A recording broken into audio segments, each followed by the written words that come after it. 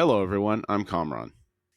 And I'm Billy. Welcome to the Horse Frog Podcast, home of your two favorite professional digressors. Today, we will be discussing Book 1, Chapter 5 of Deadhouse Gates, a novel in the Malazan Book of the Fallen. Now, this podcast series is intended to be a companion to reading or listening to the books set in the Malazan universe. It's not a book review, and it's most definitely not intended to be a replacement to reading the books. Know that Kamraun and I know that this series is the best fantasy story ever written, and we're approaching this from a purely fanboy point of view.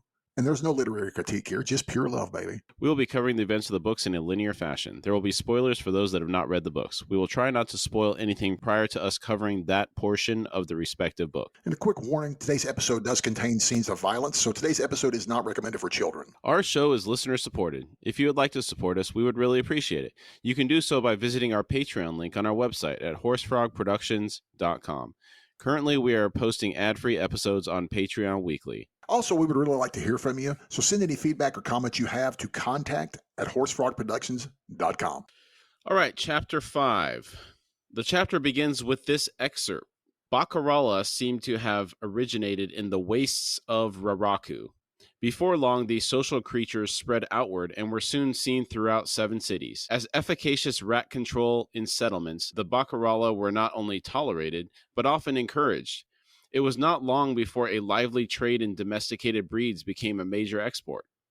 The usage and demonic investment of this species among mages and alchemists is a matter for discussion within treatises more specific than this one.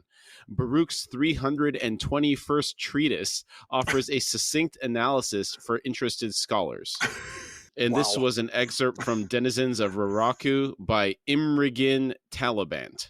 Nice. I think that's I like correct. that name. I do too. It's pretty groovy.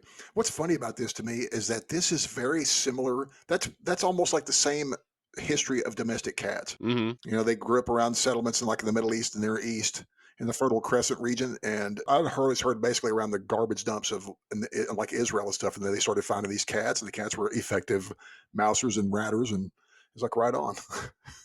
Started liking it a little bit more. We should add that to our list of questions for Mr. Erikson whenever we have an opportunity to speak with him. Did he get that idea from cats? Oh, that's awesome. Yeah, that's a good question.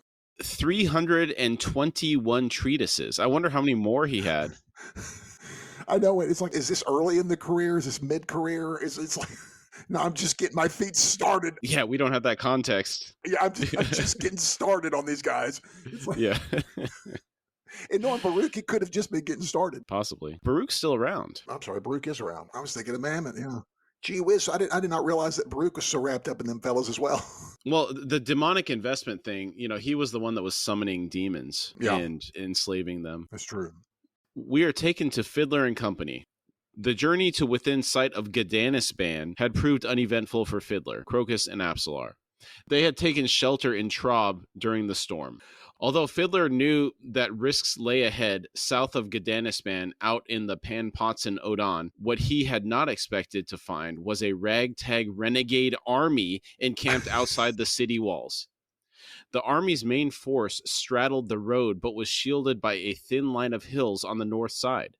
The canal road led Fiddler and Company into the camp's perimeter lines with no warning. A company of footmen commanded the road and oversaw diligent questioning of all who sought entry to the city. The company was supported by a score of Iraq tribal horse warriors who were entrusted with riding down any traveler inclined to flee the approach to the makeshift barricade. Fiddler and his charges would have to ride on through and trust their disguises. Fiddler was anything but confident, although this lent a typically Grawl scowl to his narrow features, which elicited a wholly proper wariness in 2 of the 3 guards who stepped forward to intercept them at the barricade. I love the reputation the Grawl have on this continent. No, they must be like real tough customers. It's like Wookiees, you know?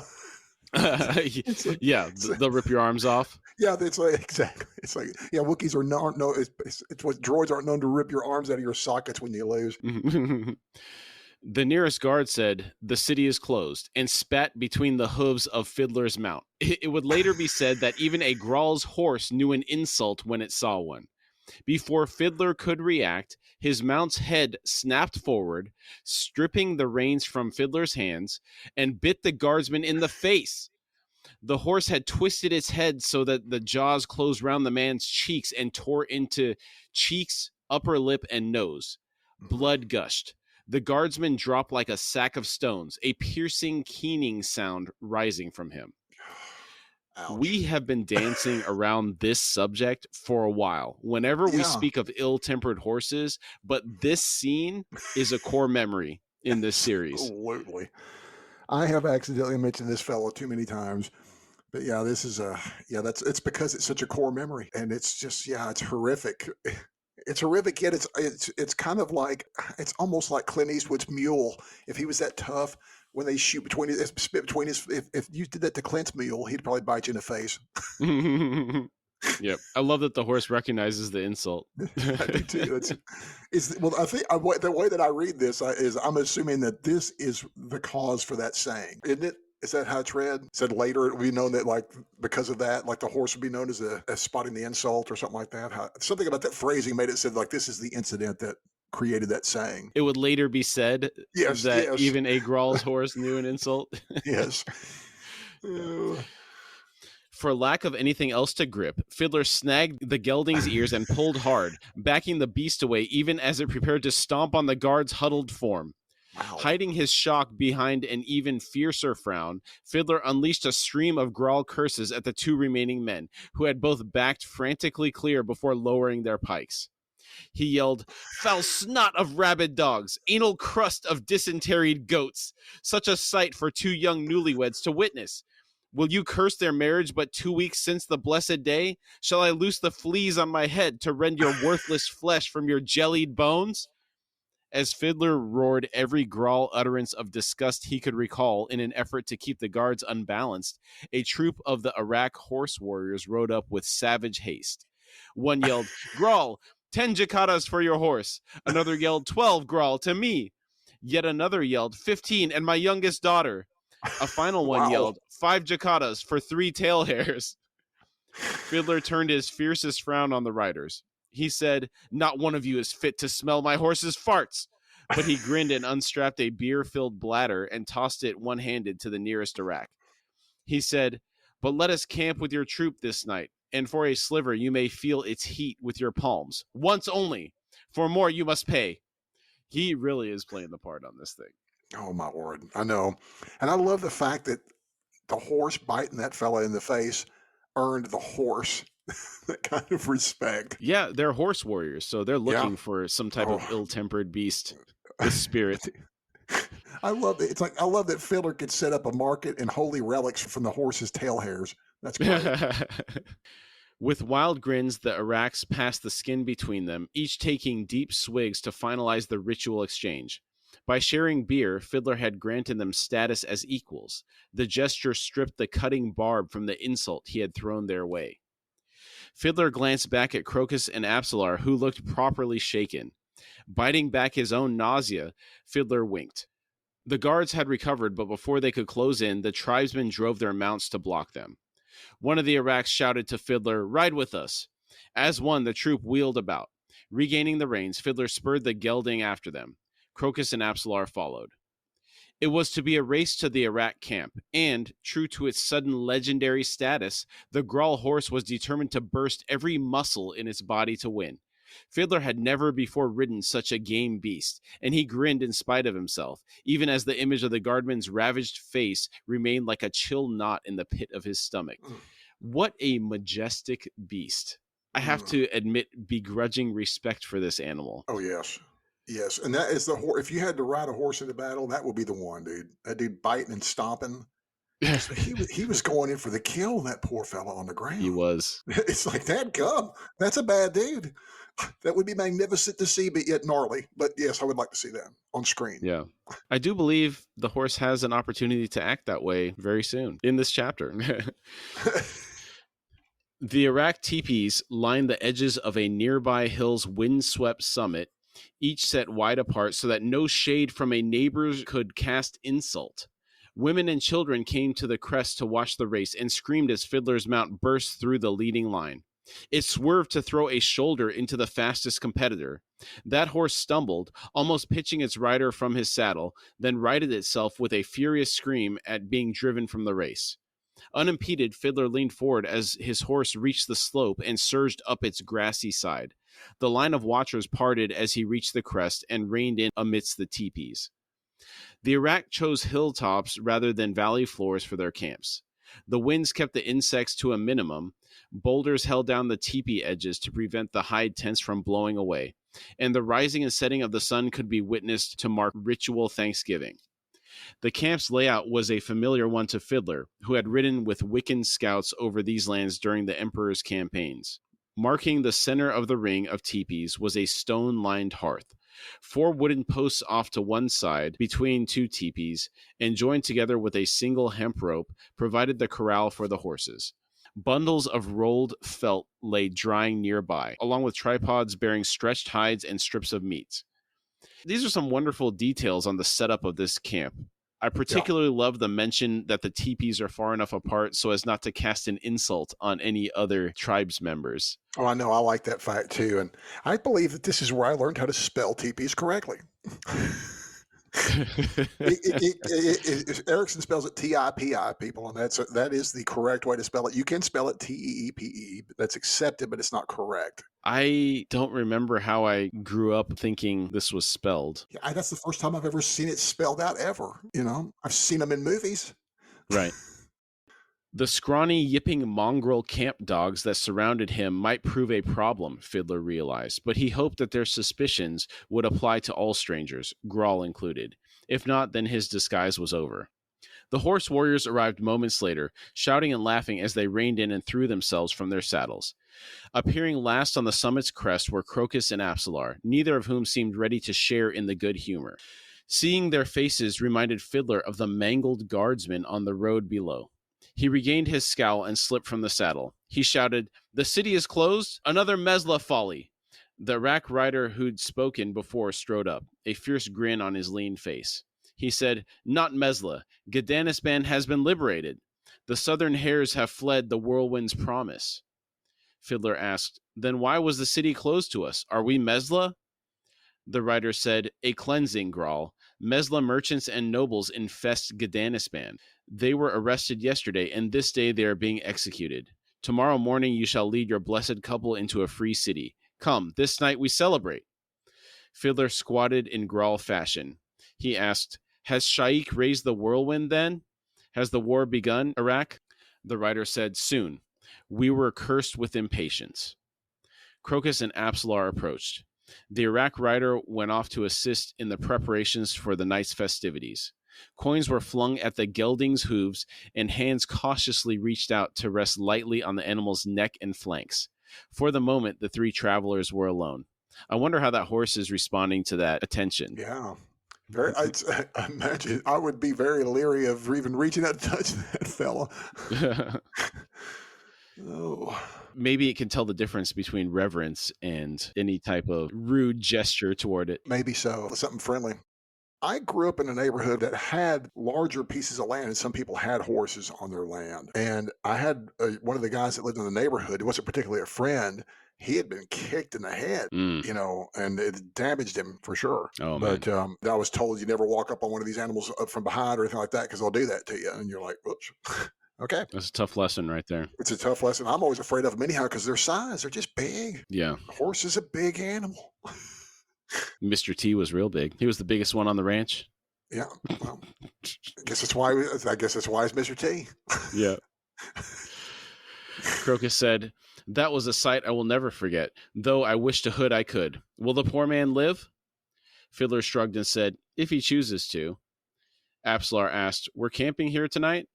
Fiddler said, "Either that or insult these Iraq and risk disemboweling." Apsalar said, "We will not fool them much longer. Crocus doesn't speak a word of this land's tongue, and mine is a Malazan's accent." Crocus muttered, "That soldier was my age." Man, he's still going on about this guy. Yeah. He's really affected by that. Yeah.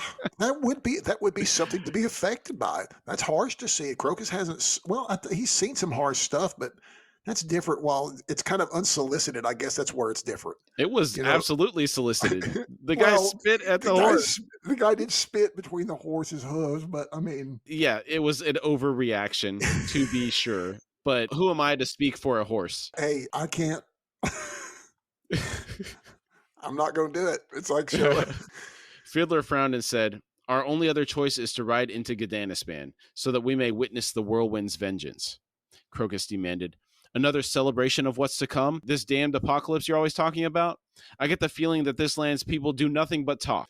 Fiddler cleared his throat and slowly said, tonight's celebration in Gdanisban will be the flaying alive of a few hundred Malazans, Crocus. If we show eagerness to witness such an event, these Iraq may not be offended by our leaving early. Apsalar said, try it, Fiddler. Fiddler came close to saluting, then hissed a curse. He said, you giving me orders, recruit? She blinked and said, I think I was giving orders when you were still clutching the hem of your mother's dress, Fiddler. I know, the one who possessed me. It's his instincts that are ringing like steel on stone right now. Do as I say. The chance for a retort vanished as some Iraq arrived. One of them said, you are blessed, Grawl. A Grawl clan is on its way to join the apocalypse. Let us hope that, like you, they bring their own beer. Fiddler made a kin gesture, then soberly shook his head. He said, it cannot be. I am outcast. More, these newlyweds insist we enter the city to witness the executions in further blessing of their binding. I am their escort, and so must obey their commands. Apsalar stepped forward and bowed. She said, we wish no offense. The Iraq faces arrayed before them had darkened. One said, outcast, no kin to honor your trail, Grawl? Perhaps we shall hold you for your brother's vengeance, and in exchange they leave us your horse. With exquisite perfection, Apsalar stamped one foot to announce the rage of a pampered daughter and new wife. She yelled, I am with child! Defy me and be cursed! We go to the city, now! One of the Iraq said, hire one of us for the rest of your journey, blessed lady, but leave the riven Grawl. He is not fit to serve you. Trembling Apsalar prepared to lift her veil, announcing the intention to voice her curse. The Iraqs flinched back. I'd love to see this on screen, this whole scene right here. It'd be great. Absolutely. This is fantastic. She does such a great job of playing it up here, and I agree. I would love to see it on screen. Apsalar yelled, you covet the gelding! This is nothing more than greed. I shall now curse you all! An Iraq said, forgive! Another said, we bow down, blessed lady! Yet another said, touch not your veil! The final one said, ride on then, to the city below, ride on! Apsalar hesitated. For a moment, Fiddler thought she would curse them anyway. Instead, she spun about and said, escort us once more, Grawl. Surrounded by worried, frightened faces, the three mounted up. An Iraq who had spoken earlier now stepped close to Fiddler and said, stay only the night, then ride on hard, Grawl. Your kin will pursue you. Fiddler said, tell them, I won the horse in a fair fight. Tell them that. The Iraq frowned and asked, will they know the story? Fiddler asked, which clan? The Iraq said, Sebark. Fiddler shook his head. The Iraq said, then they shall ride you down for the pleasure of it. But I shall tell them your words anyway. Indeed, your horse was worth killing for. Fiddler thought back to the drunken Grawl he'd bought the gelding from in Erlatan for 3 jacata. He thought, the tribesmen who moved into the cities lost much. Fiddler asked, drink my beer this night, Iraq? The Iraq said, we shall, before the Grawl arrive. Ride on. I really love these tribal nuances that Mr. Erikson includes. They're beautifully done, and this is something that I really enjoy in the series. The Wiccans, the Grawl, the Iraqs. Later on, there will be other tribes that we're introduced to, and I think they end up being some of my favorite cultures in the books. There's so many wonderful cultures. Barghast is another one they're not clans people. Well, they have their own groups.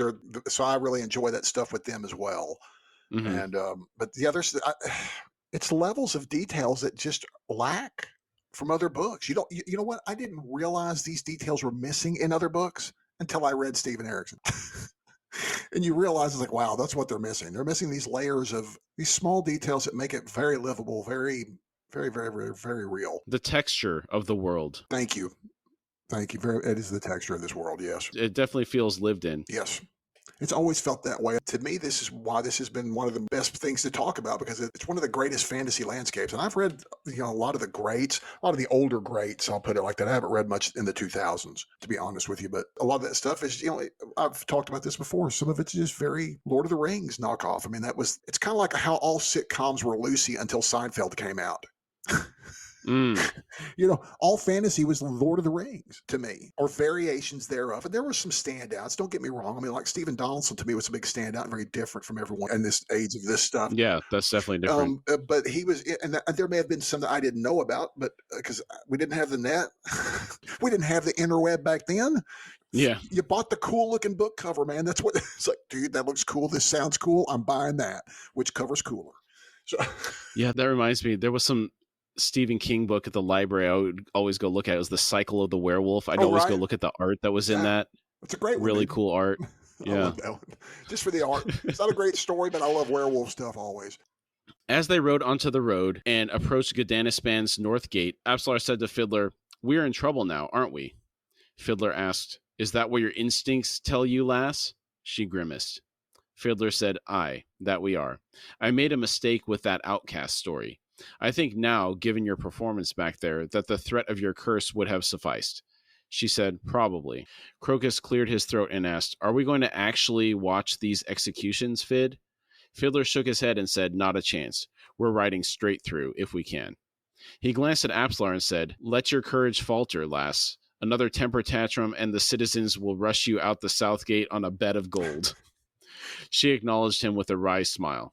Fiddler thought, "Don't fall in love with this woman, Fid, old friend, else you loosen your guard of the lad's life and call it an accident of fate." That's the second time in this book that it's been mentioned where Fiddler is trying not to have his heartstrings pulled by her. I know it, and I forget that he wrestles so hard with this in this book. I mean, is it just like a proximity thing? There's proximity, but there's also the fact that she is so capable. I think probably also drives the attraction. I mean... Well, yeah, but there's also that underlying fear. He's always got that idea that she could at any moment turn into what she was before. That's true. So I guess it's generated some weird like for her. And you're probably right. It's probably more proximity. In this world, I can't imagine these soldiers have a lot of options. Yeah. I mean, I've always imagined she was fairly attractive, but there's a pretty good age difference between these two. Yeah, but I'm like you. I've always imagined that she is one that they've never said much about her. She's more nondescript, I guess, but I've always found her, I thought she was kind of attractive the way that they played her up a little bit. It's not Tattersall. Yeah, Tattersall was definitely painted differently. Yeah.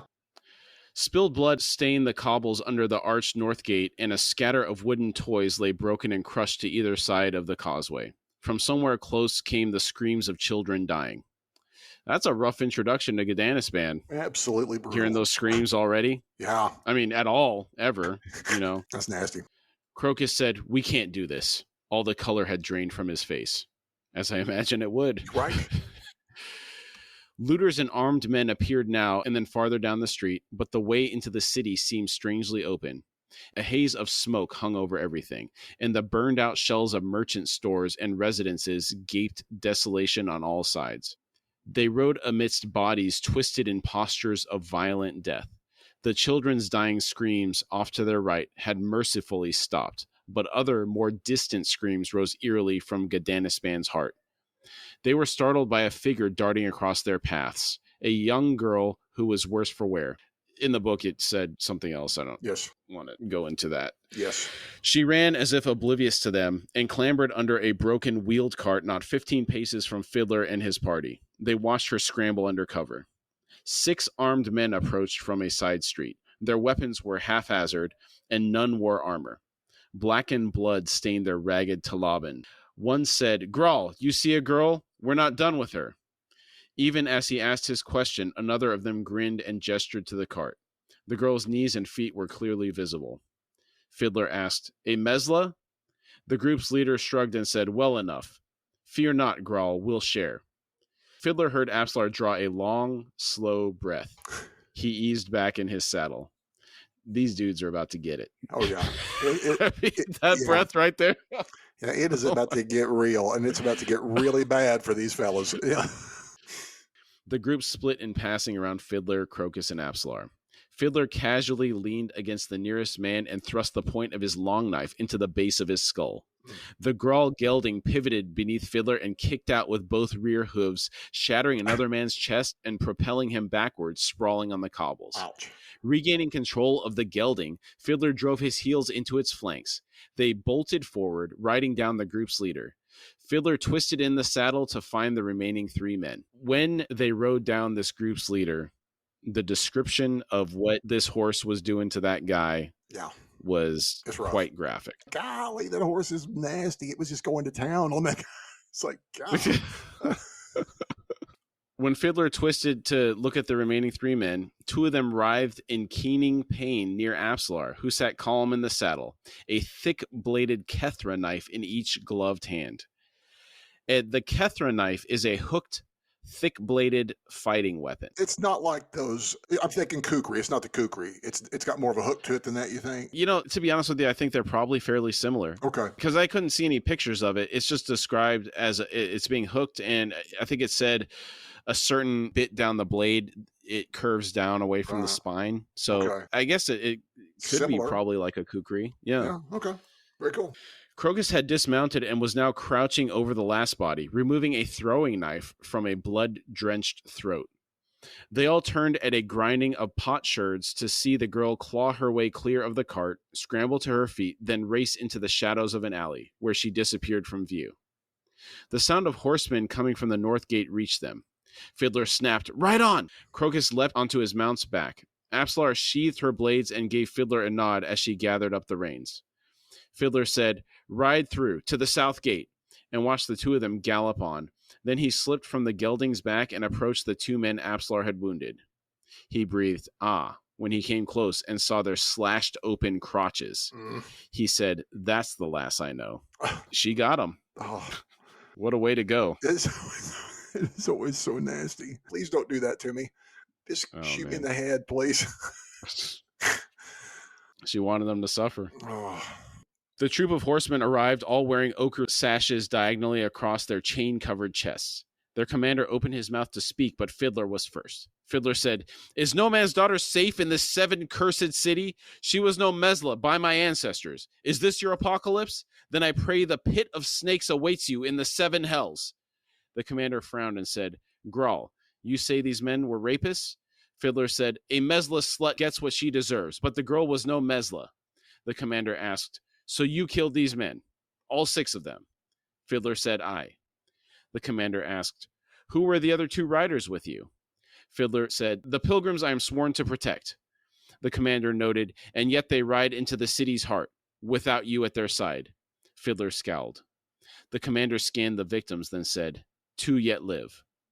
Fiddler said, "May they be cursed with 100,000 more breaths before the hood takes them." The commander leaned on his saddle horn and was silent for a moment. Finally he said, "Rejoin your pilgrims, Grawl. They have need of your services." Growling, Fiddler remounted. He asked, "Who rules Gadanisban now?" The commander said, "None. The army of the apocalypse holds but 2 districts. We shall have the others by the morrow." Fiddler pulled the horse around and kicked it into a canter. The troop did not follow. He swore under his breath. The commander was right. He should not have sent Crocus and Apsalar ahead. He rode hard in pursuit, noting belatedly that the gelding was responding to his every touch. The horse knew he was no Grawl, but it had evidently decided he was behaving in an approved manner, well enough to accord him some respect. It was, he reflected, the day's lone victory. Wow. I love that horse is accepting him as among the tribe, if you will. It is great.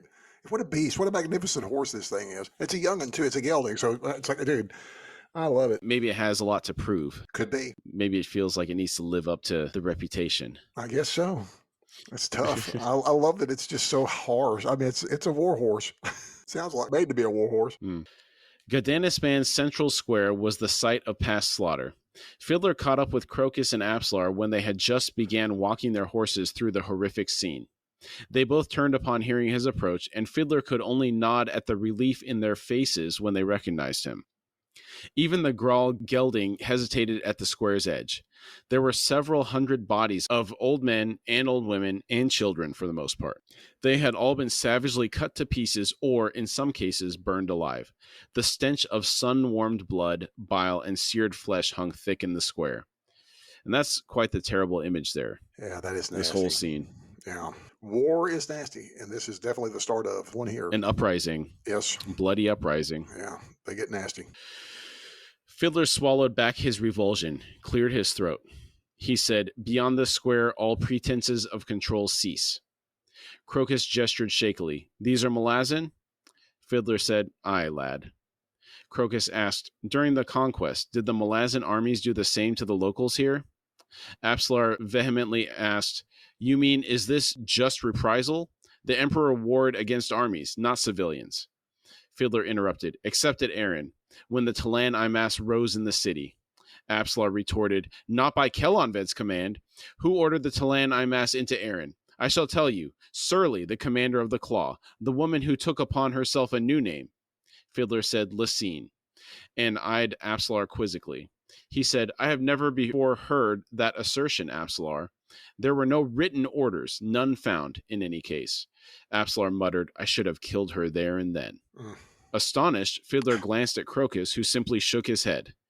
Fiddler slowly said, "Apsalar, you were but a child when Erin rebelled, then fell to the Talan Imas." Apsalar replied, "I know that. Yet these memories, they are so clear. I was sent to Erin to see the slaughter, to find out what happened. I argued with Surly. No one else was in the room, just Surly and me." When they reached the other end of the square, Fiddler reined in and looked at Apsalar for a long moment. Crocus said, "It was the rope, the patron god of assassins, who possessed you. Yet your memories are," Fiddler said, "dancers." As soon as he said it, he knew it was true. He went on, "The rope has another name, Cotillion. Hood's breath, so obvious. No one doubted that the assassinations occurred, both Dancer and the Emperor, murdered by Lysine and her chosen clawmasters. What did Lysine do with the bodies? No one knows." Crocus said, "So Dancer lived and ascended, became a patron god in the Warren of Shadow." Apsalar said nothing. She watched and listened with a carefully controlled absence of expression on her face. Fiddler was cursing himself for a blind idiot. He said, "What house appeared in the deck of dragons shortly afterward? Shadow, 2 new ascendants, Cotillion and Shadow Throne." Crocus's eyes widened. He said, "Shadow Throne is Kelonved. They weren't assassinated, either of them. They escaped by ascending." Fiddler smiled and said, "Into the Shadow Realm, to nurse their thoughts of vengeance, leading eventually to Cotillion possessing a young fisher girl in Itkokon to begin what would be a long, devious path to Lysine, which failed. Apsalar?" She said, "Your words are true." Fiddler demanded, "Then why didn't Cotillion reveal himself to us? To Whiskey Jack? To Kalam? To Dujek? Damn it, Dancer knew us all, and if that bastard understood the notion of friendship at all, then those I've just mentioned were his friends." Apsalar's sudden laugh rattled both men. She said, "I could lie and say he sought to protect you all. Do you really wish the truth, Bridgeburner?" Fiddler felt himself flushing. He growled, "I do." Apsalar said, "Dancer trusted but 2 men. One was Kelonved. The other was Dasim Ultor, the first sword." Dasim Ultor. That's appropriate. "Dasim is dead. I am sorry if this offends you, Fiddler. Thinking on it, I would suggest that Cotillion trusts no one, not even Shadow Throne. Emperor Kelonved, well enough. Ascendant Kelonved, Shadow Throne? Ah, that is something wholly different." Fiddler said he was a fool and gathered up his reins. Apsalar's smile was strangely wistful. Crocus said, "Enough words. Let's get out of this damn city." Fiddler said, "Aye." Now, this is a pretty important conversation. Yes. We actually get a glimpse into Dancer's mind for the first time. Yes, absolutely. We've seen him talk, been kind of a cutout for the most part until now. Yeah, and I thought it was really cool to see the characters in the books putting together information that we've been privy to since Gardens of the Moon, namely what happened to Kelonved and Dancer. Oh, I know it. I like seeing it spelled out clearly, and from her point of view, saying that, yeah, it happened. It happened. She went for us. This is one of those scenarios where I feel like people have trouble when they're reading through this series for the first time because there's so much going on in Gardens of the Moon. They don't know what's being presented to them in many cases. Like, Yes. we were able to justify telling people because the clues were all there. Yes. We weren't really spoiling anything, but people generally aren't, unless they're Sherlock Holmes, they're not going to put that together on their Yes. own. But this is where you get the direct confirmation just out in your face. So Yes. as you read through the series, you get these little unveilings of information that really bring things together. I really like seeing that spelled out there as well. Further things about this conversation that I liked, I thought it was interesting that Fiddler called Dancer a friend and said he was a fool for only trusting Kelanved and Dassam Ultor, because I think Fiddler got his feelings hurt when she told him that Dancer didn't trust anybody. Yes, I agree. I find that very intriguing because that means that Fiddler has obviously spent what he considers enough time to consider that old boy a friend. That means they have bled together, killed together, ate together. It's kind of how I take that in this kind of group. Right. And then Fiddler is the type of person, I may be projecting here, but I feel that he's the type of person that values his friendships. And like when he has them, he's very loyal. Yes. For him to feel betrayed or, that he wasn't as important to Dancer as Dancer was to him, I think that's pretty hurtful. It is. That would hurt. Then I thought it was really interesting that Cotillion doesn't trust Shadow Throne either, because I was always under the impression that they were on the same page.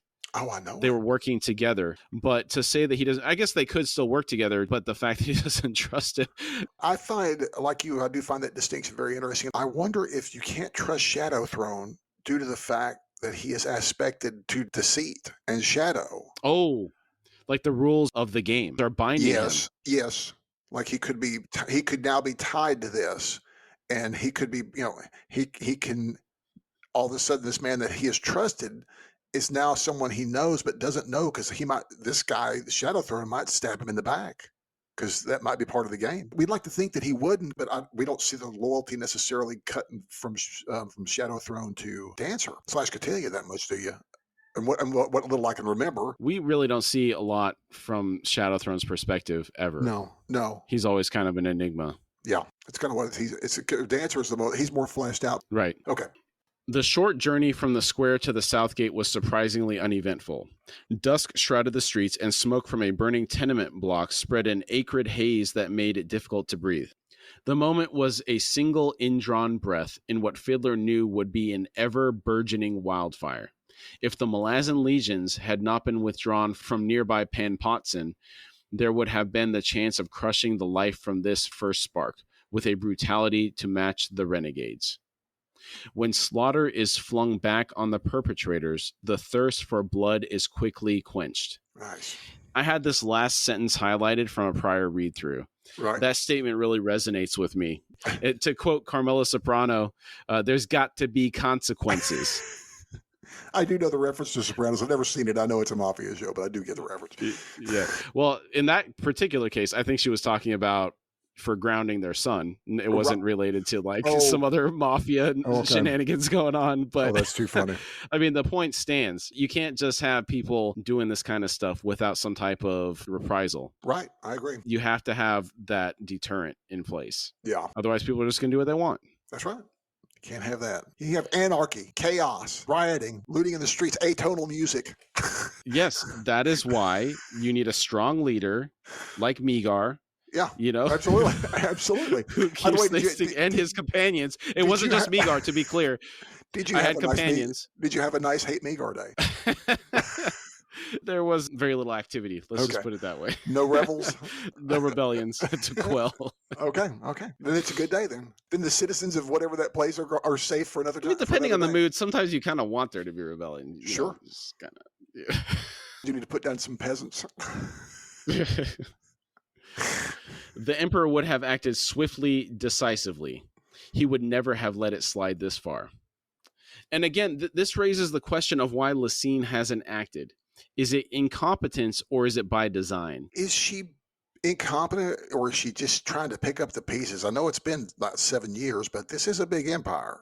And it sounded like there was a lot of stuff. She didn't become aware of all the intricacies of the job until she took out the guys who were running the show, I'm assuming. Well, they weren't in Genebacus when she took over. That's true. Yeah, she was all about. That's where I guess she's done all the expansion there. She overextended herself. She just overextended herself. Sounds like so. Yeah, this is it sounds like a mistake then. Incompetence. Mm-hmm. Yeah. Less than a tenth of a bell after leaving the square, they passed beneath the smoke-blackened arch of an unguarded south gate. Fiddler broke the long silence. He said, "There's a village a little over 2 leagues to the south. With luck, it won't be a carrion feast. Not yet, anyway." Crocus cleared his throat and said, "Fiddler, if Kalam had known about Cotillion." Fiddler grimaced, glanced at Apsalar, and said, "She'd be with him right now." Whatever response Crocus intended was interrupted by a squealing, flapping shape that dropped down out of the darkness to collide with his back. Crocus let out a shout of alarm as the creature gripped his hair and clambered onto his head. Fiddler said, "It's just Moby," as he tried to shake off the jitters the familiar's arrival had elicited. He squinted and said, "Looks like he's been in a scrap." Crocus pulled Moby down into his arms. He exclaimed, "He's bleeding everywhere." Fiddler said, "Nothing serious, I'd guess." Crocus asked, "What makes you so sure?" Fiddler grinned and said, "Ever seen Baccarella, mate?" In a tight tone, Apsalar said, "Fiddler, we are pursued." Reining in, Fiddler rose in the stirrups and twisted around. In the distant gloom was a cloud of dust. He hissed a curse. The Grawl clan. "They come!" Fiddler's in trouble now. We had been alluding to this when he had this Grawl outfit. We're like, oh man. Oh, I know it. He better hope they doesn't come across any of these guys, given their reputation. And those chickens are coming home to roost. Apsalar said, "We ride weary mounts." Fiddler said, "Aye. Queen grant us there's fresh horses to be had in New Valar." And I hope he's not thinking of giving up that majestic beast for another one after what it just did for him. I know it. We go to Kalam, where, at the base of 3 converging gorges, he left the false path and carefully guided his horse through a narrow drainage channel. The old memories of the ways into Raraku felt heavy in his bones. Everything's changed, yet nothing has changed. Of the countless trails that passed through the hills, all but a few led only to death. The false routes were cleverly directed away from the few water holes and springs. Without water, Raraku's sun was a fatal companion. Kalam knew the holy desert. The map within his head, decades old, was seared anew with every landmark he recognized. Pinnacles, tilted rocks, the wind of a flood channel. He felt as if he had never left. For all his new loyalties, his conflicting allegiances. Once more, a child of this desert. Once more, servant to its sacred need. As the wind and sun did to the sand and stone, Raraku shaped all who had known it. Crossing it had etched the souls of the 3 companies that would come to be called the Bridge Burners. He thought, we could imagine no other name. Raraku burned our pasts away, making all that came before a trail of ashes. That's so cool. There's so much history in this desert. I love hearing this. Yeah. And then that's a critical piece of information there. We have finally learned where the name Bridge Burners came from. Yes. And I really love that info drop right there. And for some reason, I'm always fascinated by the desert too. And I think that always leads to my love of Dune. But there's something about it that it just how it talks about it just shaped them like this. I would love to know more about the backstories of the Bridge Burners. You want to? I don't need it, but I kind of want to. But I'd love to know some of those stories. Yeah. Can you imagine like a prequel trilogy of that entire campaign? Yeah, up to ending at Aaron. Not necessarily ending at Aaron, but I don't know. The entire 7 cities campaign. Yeah. Yeah, I don't need it. It's probably best just left. Yes. You know? And I agree. I agree with that. It's best for him to move forward because I like the idea of the past being in the past in this. That's part of what makes it feel so real. Is having these backstories that's like, man, I've been wondering where they got that name from. That's great. You know, And I think I have to update. Now I'm thinking about it's probably going to be every book of this series is always going to be my favorite book of the series. But yeah, this is such a great book. Such a great book. I think it's fantastic. You can't help but like the book that you're in. Oh my good gracious! I can't help but particularly love the Erikson book I'm in this 10-book series in particular that I know so well. It's like I love it. It's just it gets better each time. There are a couple of patches that I have some difficulty with. Yes. Later in the series. Yes. But that does not diminish my love for this series. Not at all. Not at all. They have their purpose. Absolutely. And that says a lot because some things like that can break a book or break a series. Despite it does not break it at all. It's like it served a purpose. Kalam swung the stallion onto a scree, regaining the true path along the ridge line that would run in a slow descent westward to Raraku's floor. Stars glittered overhead. Kalam led his horse between the crumbled foundations of 2 watchtowers. Potsherds and fractured brick crunched under the stallion's hooves. Risen darted from his path with a soft flit of wings. Kalam felt he had returned home. A rasping voice warned, "No farther." Kalam reined in and smiled. The voice went on. "A bold announcement. A stallion the color of sand. Red Talaba." Kalam casually said, "I announce what I am." He had pinpointed the source of the voice. in the deep shadows of a sinkhole just beyond the left-hand watchtower. There was a crossbow trained on him, but Kalam knew he could dodge the quarrel, rolling from the saddle with the stallion between him and the stranger. 2 well-thrown knives into the darker shape amidst the shadows would punctuate the exchange. He felt at ease. The voice drawled, "Disarm him." 2 massive hands closed on his wrists from behind and savagely pulled both his arms back until he was dragged, cursing with rage, over the stallion's rump. As soon as he cleared the beast, the hands twisted his body around and drove him hard, face first, into the stony ground. The air knocked from his lungs. Kalam was helpless. I'll tell you what, man. When I'm in jiu-jitsu, there are some guys there that outweigh me by 50, 60 pounds, and I weigh like 210. And these guys, they're like 4 inches taller than me, and I'm 6 feet, and they throw me around like a rag doll. I imagine that's what this feels like. Right. You know, I imagine it does. Kalam heard the one who'd spoken rise up from the sinkhole and approach. The stallion snapped his teeth, but was swiftly calmed at a soft word from the stranger. Kalam listened as the saddlebags were lifted away and set on the ground. Flaps opened. The voice said, "Ah, he's the one then." The hands released Kalam. Kalam groaned and rolled over. A giant of a man stood over him, his face tattooed like shattered glass. A long single braid hung down the left side of his chest. The man wore a cloak of veteran hide over a vest of armor that seemed made of clam shells. The wooden handle and stone pommel of a bladed weapon of some kind jutted from just under his left arm. The broad belt over the man's loincloth was oddly decorated with what looked to Kalam like dried mushroom caps of various sizes. He was over 7 foot tall, yet muscled enough to seem wide, and his flat, broad face gazed down without expression. Kalam sat up and muttered, "A sorcerous silence." The man who now held the Book of the Apocalypse heard the gruff whisper and snorted, "You fancy no mortal could get that close to you without your hearing him. You tell yourself it must have involved magic. You are wrong. My companion is Toblakai, an escaped slave from the Lateran plateau of Genabakis. He's seen 17 summers and has personally killed 41 enemies. Those are their ears on his belt." The man rose and offered Kalam his hand. He said, "You are most welcome to Raraku, deliverer. Our long vigil is ended." Witness. Only 17 years old. I cannot believe he is this young at this point. I know it. How awesome is that? I mean, I need to remember this, but I keep maybe this read through I won't forget because you and I are going to keep talking about this. He's going to be younger when we read about it next. You know, yeah. When we get to what we want to read, and you're like, wow, but he's a kid. Yes, 17. Wow, 7 feet tall. Yeah, and big enough to throw Kalam around like a rag doll. Sneak up on Kalam and throw him around like a rag doll. Oh, that's even more impressive. Yes.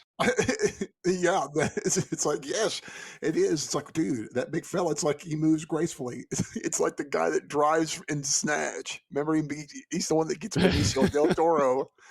He moves real quick when he's got to. Tyrone? Yeah, Tyrone. You know Tyrone? Yes. Tyrone's a racing driver. Of course I am. Of course I am. Quick note on the Lateran Plateau. It's far to the north on Genabakis. It's a bit northeast of Genabaris, and that's where Perrin landed on the continent when he originally arrived. Kalam grimaced and accepted the man's hand, then felt himself pulled effortlessly to his feet. He brushed the dust from his clothes and said, "You are not bandits, then." That is another important thing that I kind of overlook, is that he gives Kalam his hand. He doesn't do that for most folks, from what I understand. He's not a nice person offering to help people get to their feet, is he? Does he respect Kalam already? Interesting. I don't know. I'm intrigued by this. I just found that interesting. Yeah. The stranger barked a laugh and said, "No, we are not. I am Leoman, captain of Shaik's bodyguard. My companion refuses his name to strangers, and we shall leave it at that. We are the two she chose." Kalam said, "I must deliver the book into Shaik's hands, not yours, Leoman." Leoman, who by his color and clothing appeared to be a child of this desert, held out the book and said, "By all means." Cautiously, Kalam retrieved the heavy, battered tome. A woman spoke behind him. She said, "You may now give it to me, deliverer." Kalam slowly closed his eyes, struggling to gather the frayed ends of his nerves. He turned. And that is twice he's been caught unawares in as many minutes. Yes. And for someone as adept as him, that has to be unsettling. Yeah. And like I said, especially for the big dude, Toblerone to come creeping up on you, that would put you on edge. It's like, how did that big guy get up on me like that? Yeah, but for her to sneak up on him too. Yeah. Kalam is no stranger to these types of games where you're hunting someone in silence, you know? Yeah. So from his perspective, I can completely imagine how his nerves would be frayed. Oh, yeah. That'd be a bad thing because he survived this desert in a past life. It goes beyond the desert, though. It's his life as an assassin. Yeah. That's right. I kind of forget about that too. So his whole life as an assassin, as well as being a child of this place, and to be caught up like that or be caught unawares, that's really insulting. You got to throw that pride away, Billy. Yeah, sometimes. Yeah, you do. Yeah. He'll be better for it. The small, honey-skinned woman standing before him radiated power in waves. Her rather plain face was deeply lined, giving her an appearance of being around 40 years old, though Kalam suspected she was younger. Raraku was a harsh home. And the desert will dry you out really quickly. Mm-hmm. Yes, it will. You see those tribal elders, Native Americans that live in the desert, and their face looks like a map. There's so much texture with all the wrinkles and everything. Yeah, it does. Involuntarily, Kalam dropped to one knee and held out the book. He said, I deliver unto you, Shaikh, the apocalypse. He thought, and with it, a sea of blood. How many innocent lives shattered to bring Lasine down? Hood, take me. What have I done? The book's weight left his hands as she accepted it. She noted, it is damaged. Kalam looked up, then slowly rose. Shaikh frowned. One finger traced a torn corner of the leather cover. She said, well, one should not be surprised, given that it is 1,000 years old. I thank you, deliverer. Will you now join my band of soldiers? I sense great talents in you. Kalam bowed and said, I cannot. My destiny lies elsewhere. He thought, flee, Kalam, before you test the skills of these bodyguards. Flee before uncertainty kills you. Her dark eyes narrowed on his searchingly, then widened. She said, I sense something of your desire, though you shield it well. Ride on, then. The way south is open to you. More, you shall have an escort. Kalam said, I need no escort, seer. Shaikh said, but you shall have one in any case. She gestured, and a bulky, ungainly shape appeared from the gloom. Leoman hissed, Holy One. Shaikh snapped, You question me? Leoman said, The Toblakai is as an army, nor are my skills lacking, Holy One, yet. Toblakai is as an army. Yeah. Nice. Yeah, he is. We're going to see something here later on, aren't we, in this chapter? Yeah. Shaikh cut in. Since I was a child, one vision has possessed me above all others. I have seen this moment, Leoman, 1,000 times. At dawn I shall open the book, and the whirlwind shall rise, and I shall emerge from it renewed. Blades in hands and unhanded in wisdom. Such are the wind's words. Young yet old. One life whole, another incomplete. I have seen, Leoman. She paused, drew a breath, then went on. I see no other future but this one. We are safe. Shaikh faced Kalam again and said, I acquired a pet recently, which I now send with you, for I sense possibilities in you, deliverer.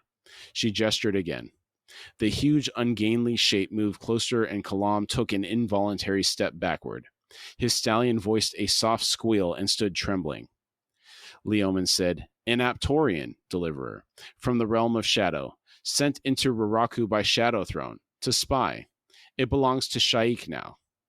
The beast was a nightmare, close to 9 feet tall, crouching on 2 thin hind limbs, a lone foreleg, long and multi-jointed, jutted down from its strangely bifurcated chest.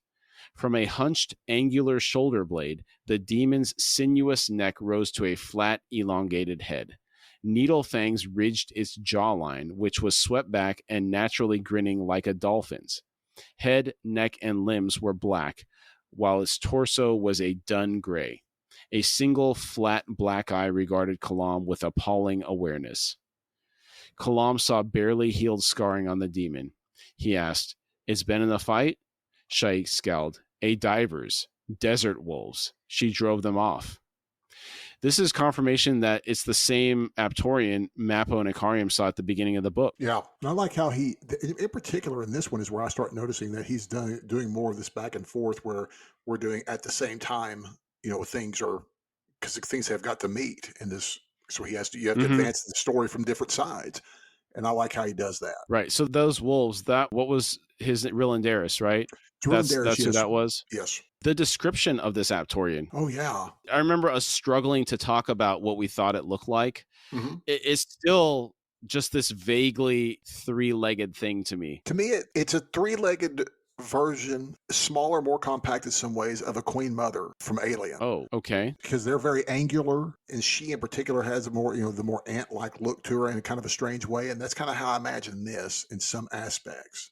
I don't know, I can't picture it completely, but the head to me is kind of like that, just flatter, and but it's kind of shaped like, but their heads are shaped similar to me, and that's kind of what I think. It's almost like the kaiju in Pacific Rim. Yeah, I've only seen Pacific Rim when y'all had it playing back there for eternity on that loop back there in the AV section of Fry's. So I know what you're talking about, because you know what I'm talking about, because you can't rerun. I didn't know this. I had to learn this working at Fry's, that you can't set a movie on repeat. You can set a chapter on repeat. That's why we keep showing it. That's when y'all would pick it. I'm sure y'all picked the best excitement to be showing back there on the screens. You want all that great. I think a lot of times we would just play the movie and then we just go around and restart them every couple hours. But that's when we're getting burn-in on the screens. Right. That's true. Not necessarily the best thing. Oh, good old Fry's. Good old Fry's, baby. Leoman added, more like a tactical withdrawal. The beast does not eat or drink, so far as we've seen. And though the Holy One believes otherwise, it appears to be entirely brainless. That look in its eye is likely a mask hiding very little. Shaikh said, Leoman plagues me with doubts. It is his chosen task, and I grow increasingly weary of it. Kalam said, doubts are healthy, then snapped his mouth shut. Shaikh smiled and said, I sensed you two were alike. Leave us then.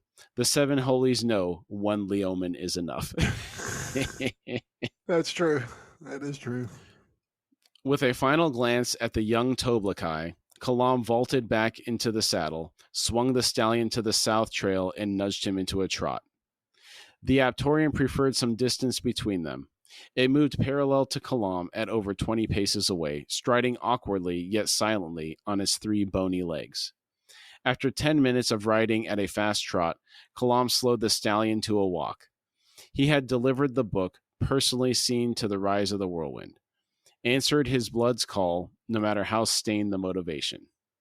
The demands of his other life lay ahead. He would kill the Empress to save the Empire.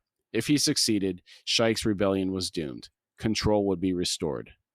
He thought, and if I fail, they will bleed each other to exhaustion. Shaikh and Lasine, two women of the same cloth. Hood, they even looked alike. It was not a far reach then for Kalam to see in his shadow 100,000 deaths, and he wondered if, throughout 7 cities, readers of the Deck of Dragons now held a newly awakened herald of death in their trembling hands. He thought, Queen's blessing, it's done. That's a heavy burden to shoulder in pursuit of a single-minded goal. It is. And what does that say about him being able to do this in the pursuit of something so single-mindedly? It shows his dedication, but... Yeah, but at what cost? Think of all those innocent people that are getting tied up in this just to achieve that. That's harsh. I mean, it's... I don't know what that says about somebody. I don't know if it's a good or bad thing. Well, I guess it depends on the motivation.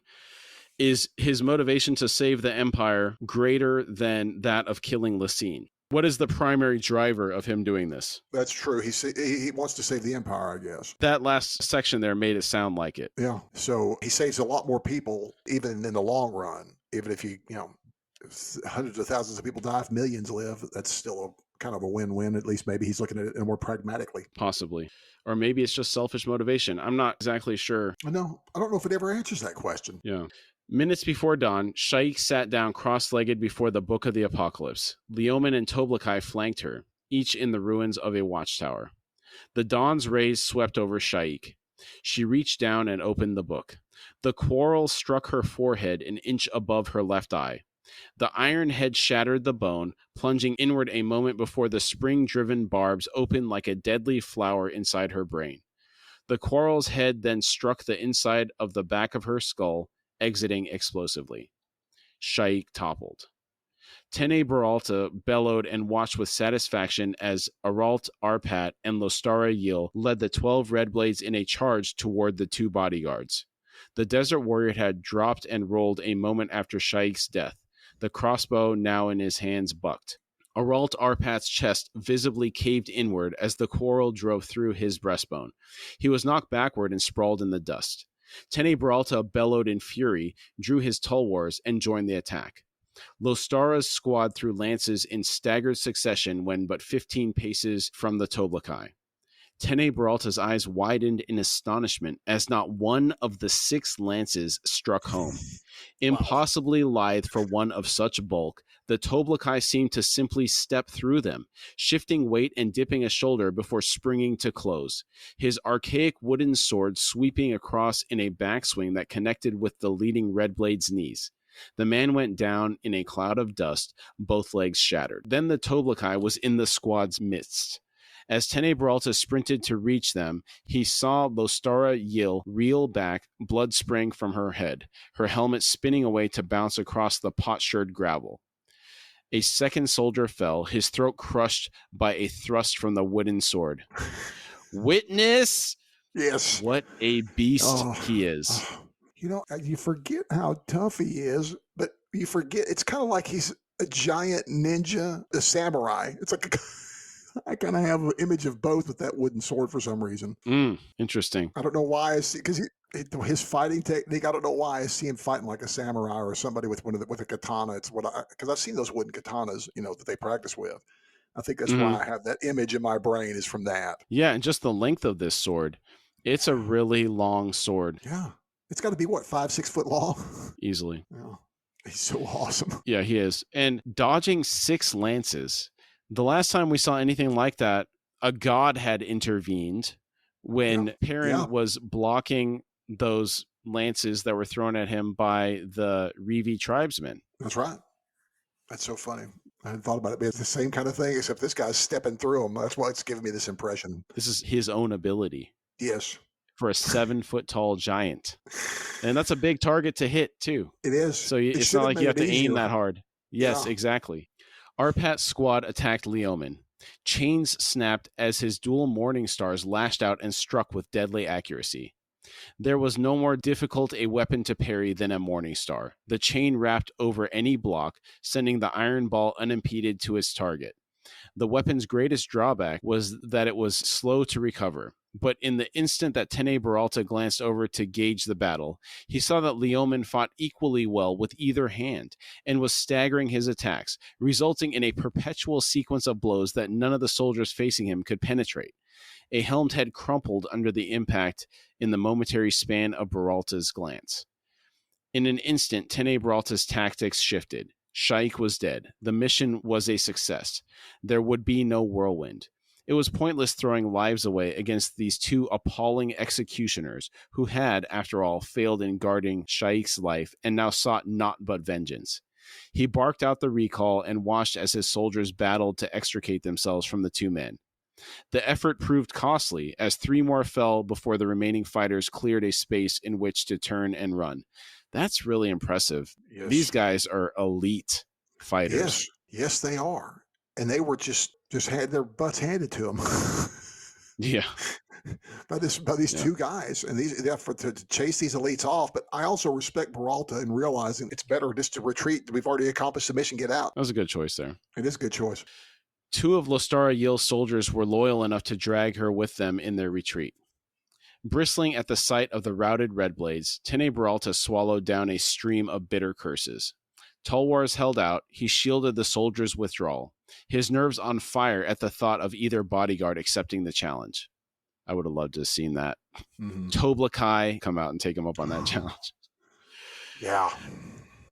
But the 2 men did not pursue, resuming their positions at the watchtowers. The Desert Warrior crouched to reload his crossbow.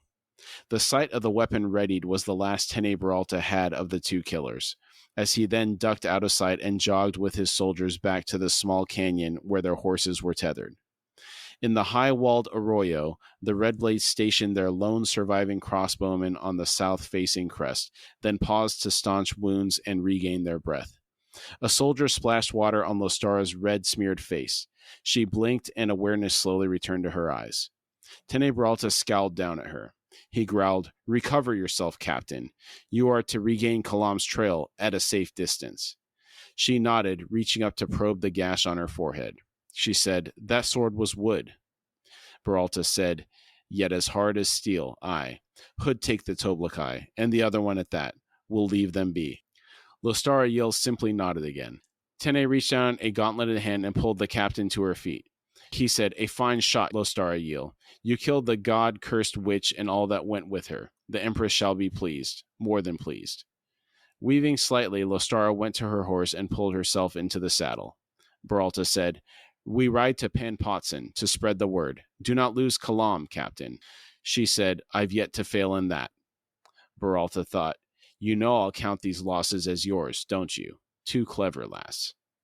He watched her ride away, then swung his glare on his remaining soldiers. He said, "Cowards! Lucky for you that I guarded your retreat. Mount up."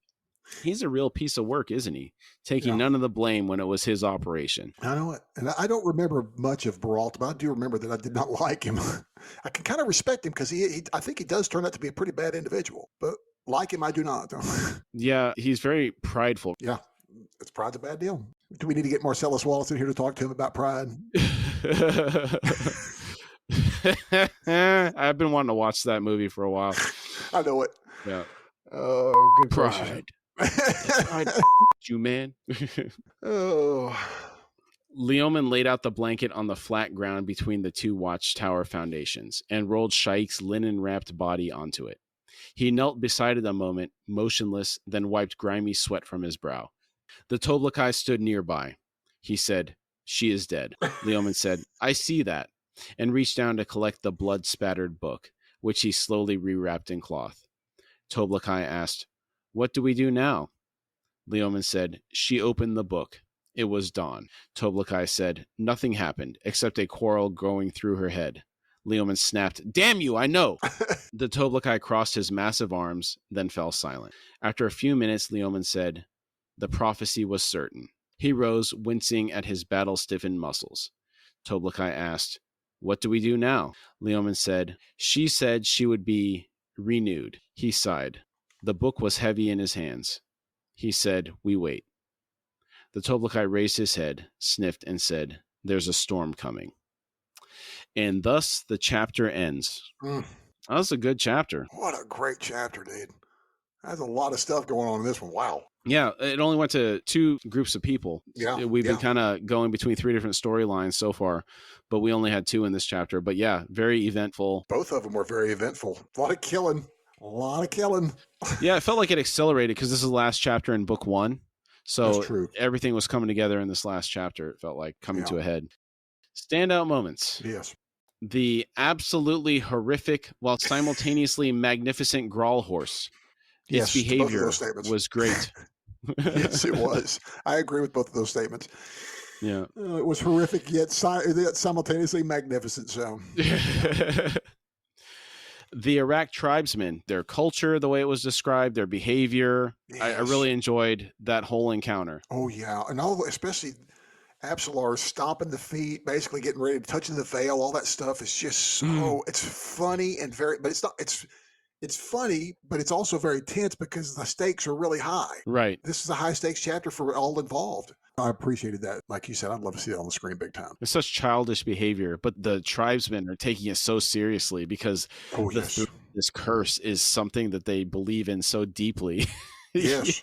Don't touch the veil. Please don't touch your veil. You know, it's too These funny. tough warriors are cowed to their knees by this childish woman. Yeah. I love it. Fiddler and Crocus realizing that Shadowthrone and Cotillion are Kelanavet and Dancer. Really like that whole sequence there. Yes. It's such a big revelation. And I love that reveal as well. The revelation that Dancer trusted no one but Kellanved and Dasim Ultor. And now that he's ascended, he doesn't even trust Shadowthrone anymore. Really interesting concepts there. Yeah, and another question this begs to mind when we were talking earlier about this distrust of Shadow Throne. Do you think the Hounds tearing up all that civilians was part of the plan, or was that something that just kind of Shadow Throne's like, while we're at it, let's just throw these Hounds on it, or was that part of the plan that they had for Gardens? I think it was part of the plan as the diversion, because they were trying to cover the tracks of abducting /Apsalar. Oh, that's okay. Thank you. Okay. Yeah. It's amazing to think it took that much to cover it up. Yeah, but to cover up for something, that's kind of crazy to think about. Right. Okay. When Kalam was thinking about Raraku, I really enjoyed the Raraku description, how it affected him, and all of it was coming back to him. But then also the revelation that the bridge burners got their name from going across Raraku. That's a very important fact.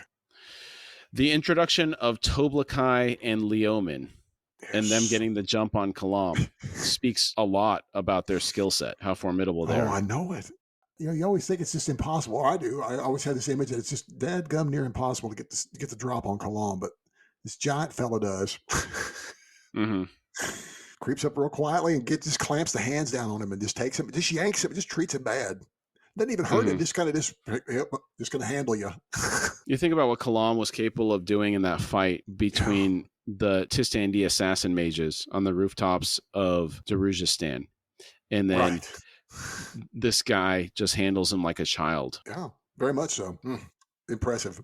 The full description of the Aptorian was something else. What a creature that must have been to imagine and conjure up. Another, I think the more apt description for apt is some of the bugs from Starship. Thank you. So from Starship Troopers, the movie, kind of some of those could be triangular, like the three-legged individuals with like a triangle-shaped kind of head, and that's kind of how I picture it in a way. Okay, that's more of what I'm thinking of. It's not Alien from Aliens, but the aliens from Stormship Troopers that are they have that kind of build in my mind. But that's more like a skittering type of. It is, but you're just talking about the angular nature, like just the angular nature of it. Yeah, okay, I got you. Because I think Apt appears to be warm-blooded. Okay. Finally, the battle between Leomin, Toblakai, and the Red Blades was epic. Seeing the way Toblakai was moving, and then Leomin's handling of those Morning Stars, really impressive. Oh, absolutely impressive. And what a great battle to end a chapter on. I mean, dude, it's phenomenal. The way that started, though, the buildup of the apocalypse being unleashed. She opens the page and Coral strikes her in the forehead the second she opens the page. Do you hear the or the wah, wah, wah, wah? I don't know which one it is, but there's one of those that's right there after all this big buildup. It always feels pretty anticlimactic, doesn't it? Well, I mean, you got this battle going on, but yeah, like in terms of the buildup for the apocalypse, it's very unclear what's going to happen now. Yeah, Shake is kind of mentioned here and there and reverenced whispers, and we meet her and she's killed. Yeah. Power is radiating from her. Yes. She's obviously a mystic of some type. She can do things that nobody else can do, see things that nobody else can see. And die like all of us. Yeah, exactly. With a coral in the forehead. It's like... Yeah. Oh. All right, you got any final thoughts before we sign off here? It's just Toblakai. Witness. Yeah. What a great character. Wow. Great chapter, great character. Yeah. Great episode. Great job tonight. Yeah. It's a really good episode, brother. All right. Thanks, everybody. We'll see you next week. Hey, see y'all next week. We thank you all for joining us today. Again, we really like to thank you for taking the time to be with us, and we've had a really great time talking about the topic today. If you would like to support our show, you can find us at horsefrogproductions.com, where you can find our Patreon link. Depending on the platform you're listening from, it may also be in the episode description.